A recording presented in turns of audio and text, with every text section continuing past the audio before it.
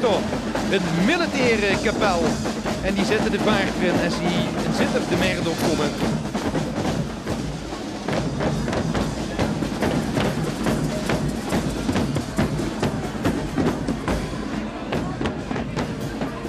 En een goede mars wordt erin gezet voor het laatste stuk van de Kenjeroptocht wat ze hier gelopen hebben. En dan ontbind je de optocht zich hier op de merd. En gewoon alle deelnummers een caféken in of kijken naar die andere deelnummers of ze gaat eten. En we gaan eens even kijken wat Luc weer bij zich heeft. Ik heb hier 2 schoon dames bij mij.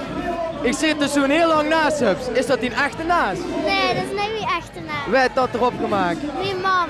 Die mam, kent die heel goed schminken. Ja. En ik zie, wat beeld je uit? Oh. Wat heb ze op die bordje staan? Leven. Ik heb hier een tupje. En dat betekent? Oh, wie een tup. Ik zie dat ze ook een tupkop op de kop heeft. Ja.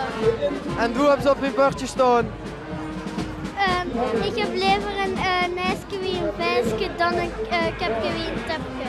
Maar doe heb je geen tupken op de tup. Ik heb een naast wie een vaas. Haha, loop maar snel door. En ga ik dadelijk een prijs ophalen, want ik zie dat je prijs hebt. Ja. Oké. Ja, van die echte Zittische uitspraken zijn dat.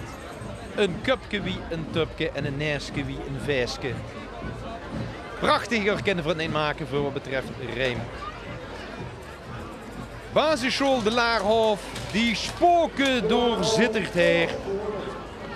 En kijk eens daar, allemaal verkleed als spook. Gaan ze hier de binnenstad in Zittert onveilig maken.